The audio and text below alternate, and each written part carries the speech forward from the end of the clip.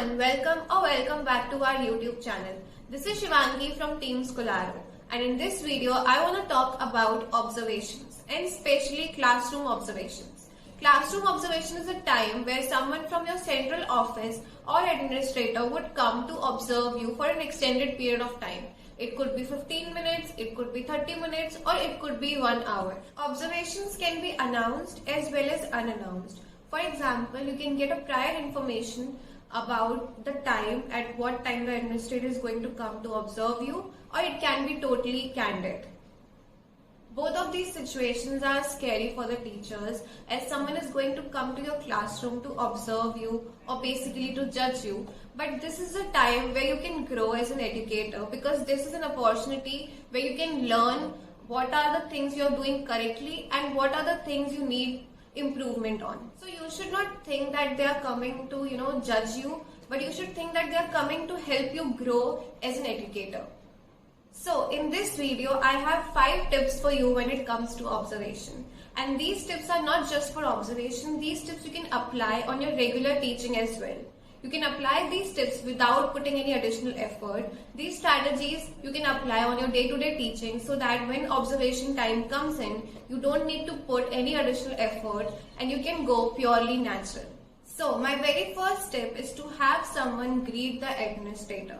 Now this is something which we should teach our kids on a regular basis, on how to give respect to people elder than us, or how to greet someone who is coming to our classroom. So you should have someone who can show the way to the administrator that this is what we are learning right now, and here you can sit, because you cannot stop in the middle of your teaching and just start talking to the administrator. So prepare a kid who can greet the administration and show them the way and be a good communicator. This will create a good impression in the mind of the administration that when they come to your class, they'll be greeted by the students. So they'll feel impressed, as you are teaching some important life lessons to the students which are going to help them out for the rest of their lives.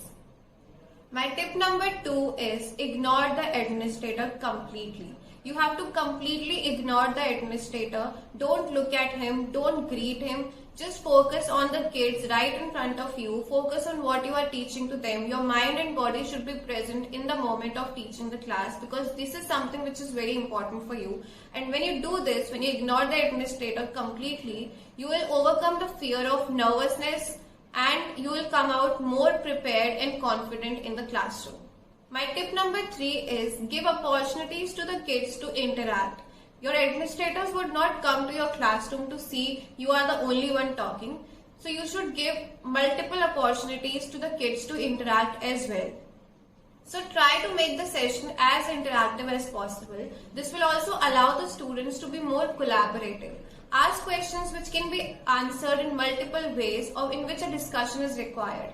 Don't just ask straightforward questions like what is the color of the wall behind me. Ask questions which can be answered in different ways, in which the student can think for a bit and then give you an answer.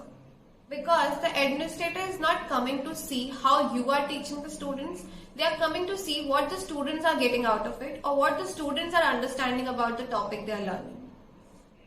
My tip number 4 is ask high-level thinking questions to the students. Ask questions like, how did you get this answer? This actually you can start doing right away in your classroom, because this will help you understand the thinking process of your students as well. So ask questions like, how did you get this answer, or why do you believe in something? This will encourage the kids to think on a higher level and solve those hows and whys in their life.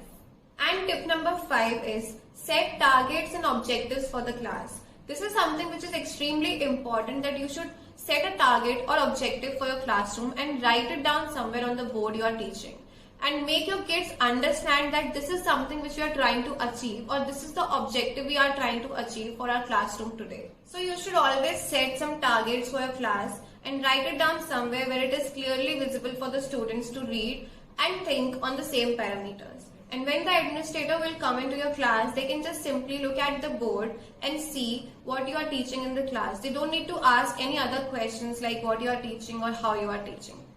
So those were the things which you can do when the observation time comes in.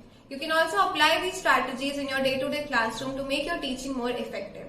So I hope you like watching this video. For more such videos, you can subscribe to our channel and follow us on